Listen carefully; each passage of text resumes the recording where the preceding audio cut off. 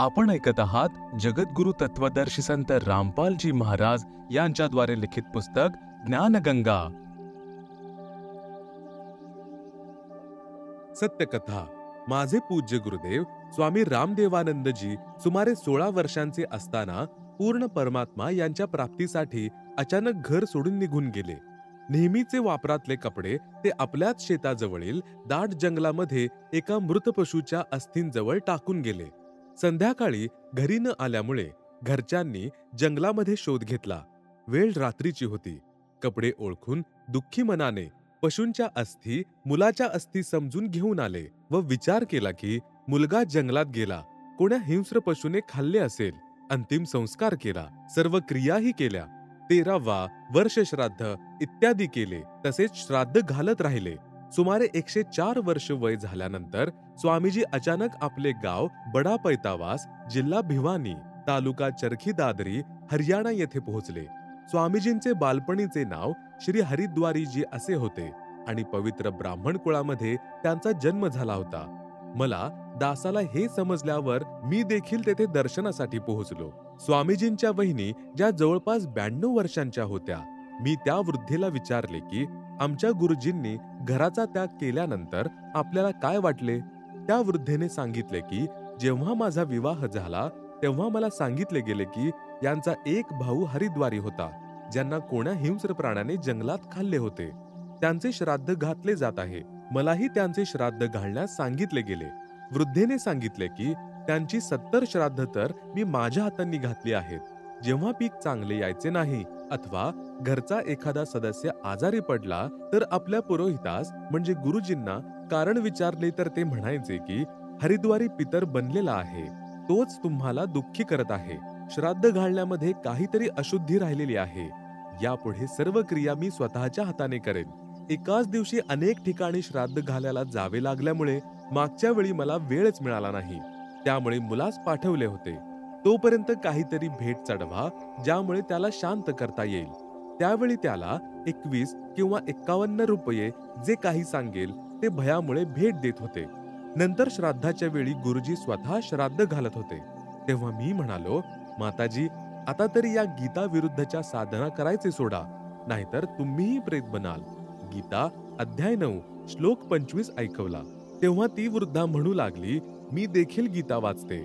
दास म्हणाला, आपण वाचली, समजली नाही, इथून पुढे तरी ही मूर्ख साधना बंद करा। वृद्धा म्हणाली, नाही भाऊ, कसे सोडणार? श्राद्ध घालणं ही तर जुनी पुराणी रूढी परंपरा आहे। हा दोष भोळ्या आत्म्यांचा नाही, हा दोष मूर्ख गुरु निम हकीम यांचा आहे, ज्यांनी आपले पवित्र शास्त्र समजून न घेता मनमाने आचरण पूजेचे विधी सांगितले। या कारणाने नाही कोणते कार्य सिद्ध होते, नाही परमगती व नाही कोणते सुख प्राप्त होते। प्रमाण पवित्र गीता अध्याय 16 श्लोक 23 ते 24। आता दासाची प्रार्थना आहे की शिक्षित वर्गाने अवश्य ध्यान द्यावे आणि शास्त्रविधीनुसार भक्ती करून पूर्ण परमात्मा यांच्या सनातन परम धाम शाश्वतम स्थानम अर्थात सतलोकला प्राप्त करावे, ज्याने पूर्ण मोक्ष व परम शांती प्राप्त होईल। गीता अध्याय 18 श्लोक 62। यासाठी तत्वदर्शी संताचा शोध घ्यावा। गीता अध्याय 4 श्लोक 34।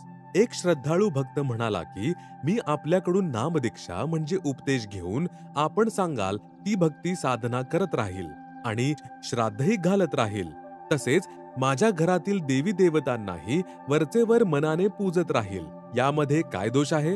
या दासाची प्रार्थना, संविधानाच्या कोणत्याही कलम म्हणजे धाराचे उल्लंघन केल्यावर शिक्षा म्हणजे दंड अवश्य मिळेल।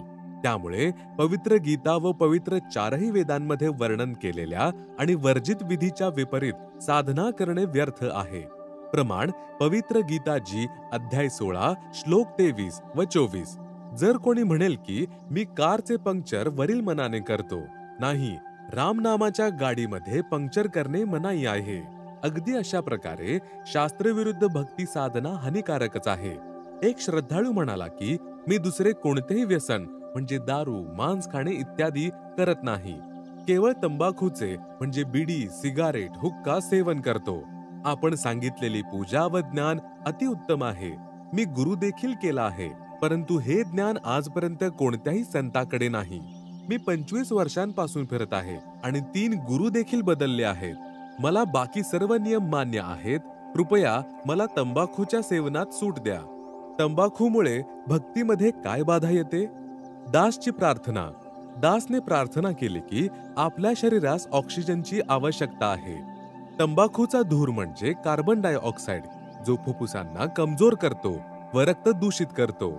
मानव शरीर हे प्रभू प्राप्ती व आत्मकल्याण करण्यासाठी प्राप्त झाले आहे. यामध्ये परमात्मा प्राप्तीचा मार्ग सुषुम्ना नाडीपासून सुरू होतो. नाकाची जी 2 छिद्रे आहेत त्यामधील उजव्या छिद्राला इडा व डाव्या छिद्राला पिंगला म्हटले जाते. या दोन्हीच्या मध्ये सुषुम्ना नाडी आहे. त्यामध्ये लहान सुईमध्ये धागा ओढण्या इतक्या छिद्रासमान द्वार असते, जे तंबाखूच्या धुराने बंद होते. यामुळे प्रभुप्राप्तीच्या मार्गामध्ये अवरोध होतो. जर प्रभुप्राप्तीचा रस्ताच बंद झाला तर मनुष्य शरीर व्यर्थच होईल.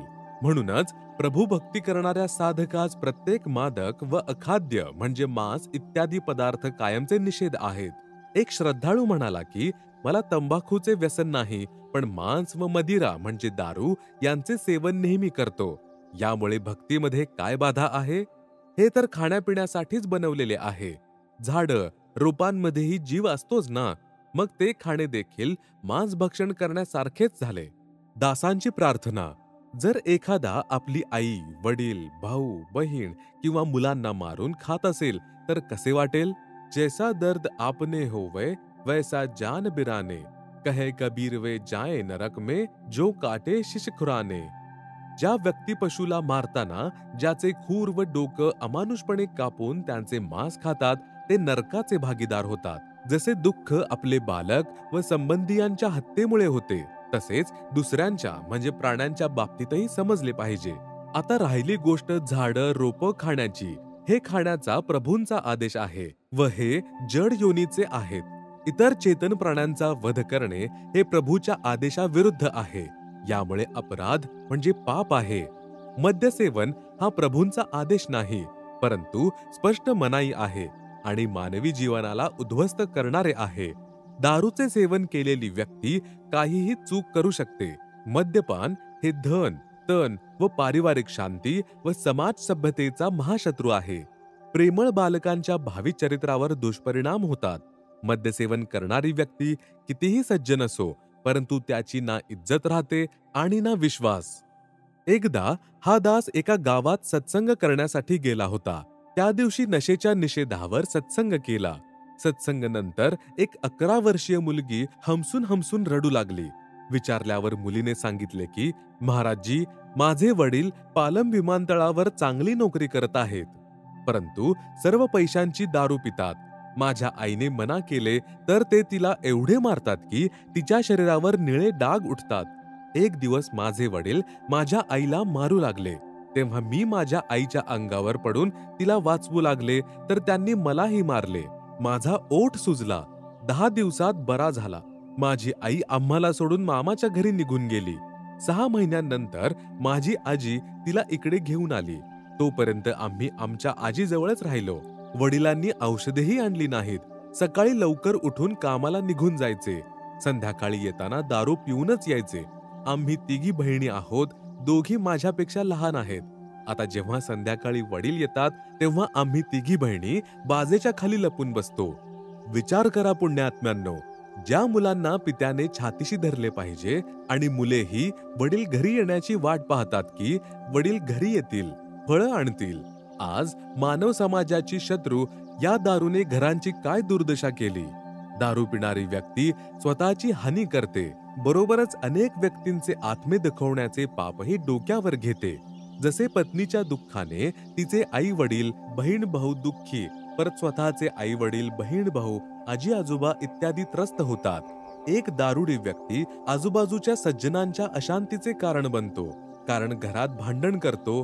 पत्नी व मुलांचे ओरडणे ऐकून शेजारी वाचवण्यासाठी मध्ये पडला तर दारुडा गळ्यात पडेल. नाही करावी तर सज्जनांना रात्रभर झोप येणार नाही. या दासाकडून उपदेश घेतल्यानंतर रोज दारू पिणाऱ्या सुमारे 1 लाख व्यक्तींनी सर्व नशेचे पदार्थ व मांस खाणे पूर्णपणे सोडले आहे. आणि ज्यावेळी सायंकाळी दारूभोवतणीचे नृत्य होत होते, आता ते पुण्यात्मे आपल्या मुलांसह संध्या आरती करत आहेत.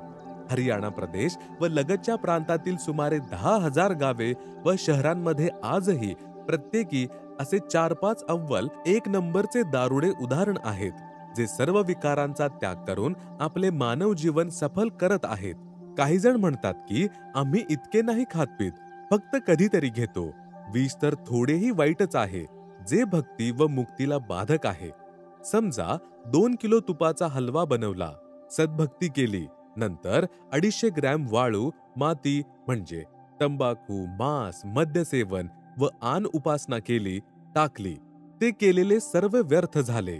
यासाठीच पूर्ण परमात्मा म्हणजे परमक्षर ब्रह्म यांची पूजा पूर्ण संत यांच्याद्वारे प्राप्त करून आजीवन मर्यादेमध्ये राहून भक्ती करत राहण्यानेच पूर्ण मोक्ष आणि लाभ होईल.